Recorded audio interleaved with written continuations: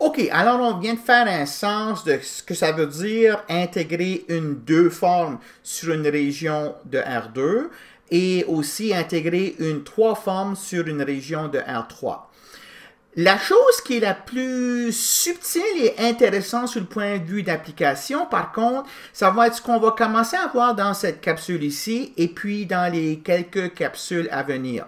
Ça sera donc l'intégration d'une 2 formes, mais sur une surface dans R3. OK? Donc, l'idée, c'est qu'une 2 forme, c'est quelque chose qui agit sur des paires de vecteurs, et puis une surface dans R3, c'est quelque chose de 2-dimensionnel, donc qui a un espace tangent 2-dimensionnel. Donc, en tout point, c'est possible de prendre une paire de vecteurs linéairement indépendants. Donc, avant de pouvoir faire cela, il va falloir qu'on fasse un peu comme on avait fait pour l'intégration curviligne d'une forme sur une courbe. C'est d'apprendre comment, dans ce cas-là, on avait appris comment paramétriser une courbe. Alors ici, il va falloir apprendre à paramétriser des surfaces. Alors, c'est ce qu'on va voir dans cette capsule numéro 69. Alors, je pense que c'est utile de faire un petit rappel de ce qu'on avait fait quand on avait introduit le concept de l'intégrale curviligne d'une forme sur une courbe C. Donc, on avait commencé d'abord et avant tout à trouver une paramétrisation de la courbe, c'est-à-dire d'écrire cette courbe ici comme l'image d'un chemin. Donc, un chemin, c'est une fonction C minuscule qui allait d'un certain intervalle AB dans R2 ou R3 et dont l'image traçait cette courbe ici. Donc, le chemin, on pouvait écrire X en termes de T, Y en termes de T, Z en termes de T, et puis quand on avait ensuite spécifié l'intervalle sur lequel T était défini, on avait appelé ça une paramétrisation de la courbe C majuscule. Puis ensuite, ce qu'on faisait, c'est que on évaluait une forme sur la courbe, puis on la faisait agir sur le vecteur tangent à cette courbe-là, et puis on intégrait ça sur l'intervalle AB. OK? Donc, c'est comme ça qu'on avait défini le concept d'intégrale curviligne d'une forme. Ça va être plus ou moins une idée complètement semblable à ça pour intégrer une 2 forme sur R3. Donc, la première chose, intégrer une 2 forme sur une surface dans R3. Donc, la première chose qui va être importante de faire, c'est de paramétriser la surface. Alors, qu'est-ce que je veux dire par paramétriser une surface? Donc, je vais commencer par poser la définition suivante. Une courbe, c'est un objet unidimensionnel. J'ai juste besoin d'avoir un paramètre pour la décrire, T. Donc, j'écris X en termes de T, Y en termes de T et Z en termes de T. Bien, une surface, c'est quelque chose de 2-dimensionnel. Donc, j'ai besoin de 2 paramètres libres pour décrire la surface. Donc, une surface paramétrée, ça va être l'image d'une fonction que je vais appeler phi. Alors, ce phi-là, ça va jouer le même rôle que le C majuscule jouait pour une courbe. C'est quelque chose qui va aller de un ensemble de paramètres UV, et puis dont l'image va être une certaine surface ici dans R3. OK? Donc, on peut être donné la paramétrisation, donc phi peut être donné, puis ensuite se poser la question à quoi ressemble la surface, ou aussi, parfois, on va avoir la surface comme étant décrite avec des mots, puis il sera de notre devoir de trouver une paramétrisation phi, okay, qui correspond à cette surface-là. Okay? Donc, ça va être la même chose qu'on avait fait avec des courbes. Donc, par paramétrisation, je vais donc dire une expression où est-ce que j'ai X qui dépend de 2 paramètres UV, Y qui dépend des 2 paramètres UV et Z qui dépend des 2 paramètres UV, et puis UV appartenant à un certain domaine de R2. Donc, quand je parle d'une paramétrisation de la surface S, c'est ça que je veux dire. OK, alors, voyons qu'est-ce que ça veut dire ça pour des exemples qu'on a déjà étudiés. Qu'est-ce que ça peut vouloir dire? Hein, on connaît déjà des surfaces. Alors, comment est-ce qu'on étudie les surfaces avec le langage que je viens d'introduire ici? Donc, par exemple, si je prends D comme étant 0π, produit cartésien avec 0,2π. Puis, je fixe un nombre R positif. Donc, lui, c'est fixé. Imaginez que R égale à 2, à 3, à 10, peu importe. Donc, je vais définir une fonction phi qui va de D dans R3 et puis qui va être la forme suivante. Phi de UV égale R fois sin de U cos de V, R fois sin de U sin de V, et puis R fois cos de U. Hein, donc ça, c'est le X de UV, ça, c'est le Y de UV, et puis ça, c'est le Z de UV, et puis UV appartient à ce produit cartésien-là. Alors, je vous pose la question, pardon, si je définis S comme étant l'image de D par cette fonction ici, à quoi ça ressemble? Okay, donc, avant de donner la réponse, je vous laisse peut-être 30 secondes à réfléchir. Regardez ces expressions ici, là, puis dites-moi si vous les avez déjà vues, des expressions semblables à ça. Donc, quand on regarde ça, étant donné que R est constant, le U et le V sont juste des étiquettes pour les paramètres. Hein. J'aurais pu appeler U phi, puis V θ. Ça aurait peut-être été plus évident de quoi il s'agit.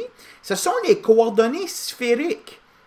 Mais les coordonnées sphériques avec le ρ fixé et constant. OK? Donc, on fait varier phi et θ, ou U et V. Okay? Puis, on garde le rayon, le ρ constant à valeur R. Je fais varier le U entre 0 et π. Donc, je fais varier le phi entre 0 et π. Et je fais varier le θ entre 0 et 2π. Et puis, ce que ça trace, c'est la sphère de rayon R majuscule au complet. Donc, c'est une paramétrisation, je vous ai donné là, c'est une paramétrisation de la sphère de rayon R majuscule centrée sur l'origine. Donc, sphère de rayon R majuscule centrée sur 0, 0, 0. Hein? Alors, je suis en train d'hypothéquer mes connaissances des coordonnées sphériques pour visualiser de quoi il s'agit ici. Hein? Parce que, car X de UV, Y de UV et Z de UV correspondent aux expressions de X, Y, Z en coordonnées sphériques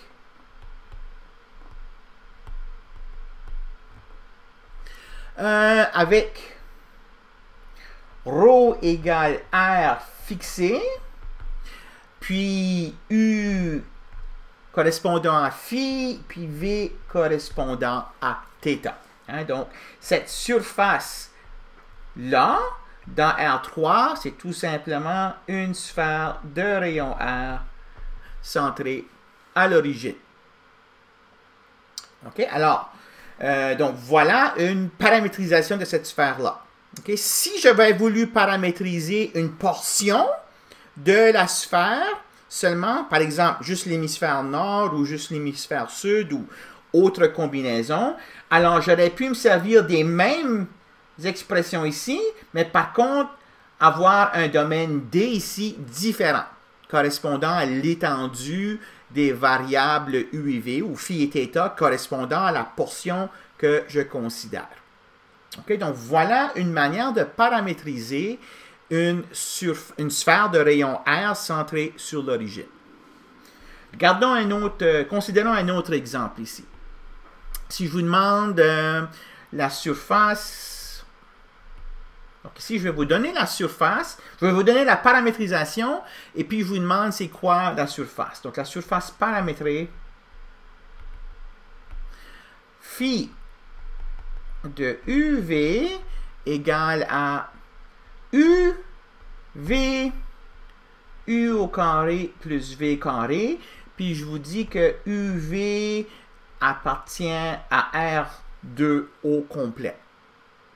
Donc ça, c'est une surface dans R3, et puis je vous demande, bon, mais c'est quoi cette surface-là? Encore une fois, ici, on va voir ça comme étant le X, on voit ça comme le Y, puis on voit ceci comme le Z. Puis ce qu'on remarque ici, c'est que le Z est égal au X carré plus Y carré. Hein, donc on remarque qu'on a Z égale X carré plus Y carré. Et donc ça veut donc dire que cette surface paramétrée ici, cette surface-là correspond au graphe de la fonction Z égale X carré plus Y carré. Puis ça, on sait que c'est un paraboloïde avec sommet à l'origine et qui ouvre vers le haut. OK? Donc, combien de cette paraboloïde-là que je dois considérer? Ben, je dois la considérer au complet parce que UV, c'est-à-dire XY, parcourt tout le plan. OK? Donc, ça, c'est le graphe de la fonction Z égale X carré plus Y carré. Alors ici, j'écris paraboloïde au côté. Donc, ce qui se passe ici, c'est qu'on peut utiliser en fait les coordonnées XY. Au lieu d'écrire UV, U carré plus V carré, j'aurais pu aussi bien écrire XY, X carré plus Y carré. Hein, ce sont des étiquettes. Donc, l'important, c'est de voir la relation entre le X, le Y et le Z en regardant les trois composantes qu'ils ont ici. Et puis, ça nous donne une surface. Donc, ici, je vais avoir, pas XY, excuse, UV. Donc, UV, ben, j'ai le plan au complet. Et puis, phi envoie le plan au complet sur la paraboloïde bon, qui procède jusqu'à l'infini. OK? Alors, ça, c'est un autre exemple d'une surface paramétrée. Puis, en fait, avec cet exemple ici, on a, si on veut, une manière canonique, OK? Une manière canonique de paramétriser une surface qui correspond au graphe d'une fonction. Hein, donc, si j'ai une surface que je sais est le graphe d'une fonction f de xy, alors je peux prendre comme paramétrisation x égale u, y égale v, puis la coordonnée z comme étant f de uv. Je ne l'ai pas mentionné, mais de la même manière qu'une courbe donnée possédait une infinité de paramétrisations possibles, c'est la même chose pour une surface. Okay? Une surface donnée possède une infinité de possibilités de paramétrisation. Donc, pour la plupart des calculs qu'on va faire, la plupart des applications, il suffira d'en choisir une, okay? Comme c'était le cas pour les courbes paramétrées. Hein, donc, quand il s'agit d'une surface, comme c'est le cas ici, qui est le graphe d'une fonction, un choix possible et évident, c'est cette paramétrisation canonique-là, okay, que je vous ai donné ici. Peut-être comme troisième et dernier exemple, ici je vous donne phi de deux coordonnées indépendantes θ et z, puis je l'écris comme cos de θ, sin de θ, et puis z, et puis je dis que θ z appartient à 0,2 pi produit cartésien de 0,3. Pardon. Alors, je vous demande À quoi ça représente cette surface-là? Donc, gardez-les quelques instants. Okay, encore une fois, si vous êtes habile, là, vous allez voir que la partie X et Y ici correspondent aux parties X, Y des coordonnées cylindriques, mais avec R égale à 1. Hein, donc, on a essentiellement fixé R égale à 1. Donc, on a un cylindre de rayon 1, puis on laisse θ varier sur 0,2π, puis Z varier entre 0,3. Donc, on a une surface cylindrique. Okay, une surface cylindrique de hauteur 3. Okay, puis on a le cylindre au complet.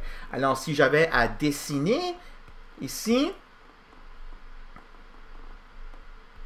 X, Y et Z, c'est une surface qui va ressembler à la suivante.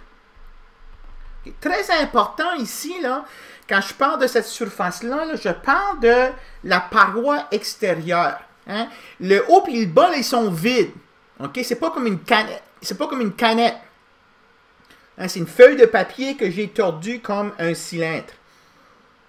Okay? Très important. Donc, cette surface ici, là, ça correspond juste à la portion, la peau à l'extérieur, sur la paroi cylindrique. Ça ne correspond pas au-dessus et au-dessous.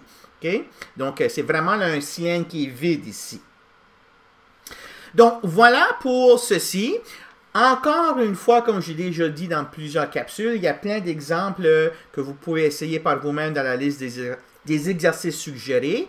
Alors, vous allez être obligé de développer une certaine familiarité avec des surfaces et puis comment est-ce qu'on peut les paramétriser. Okay? Donc, il n'y en a pas une infinité, là. On parle des surfaces traditionnelles, hein, les cylindres, les sphères, les paraboloïdes, les plans. Alors, on va faire plusieurs autres exemples. Et puis, mon souhait, c'est que d'ici quelques jours, là, vous devenez assez confortable avec ce concept de paramétrisation de surface-là.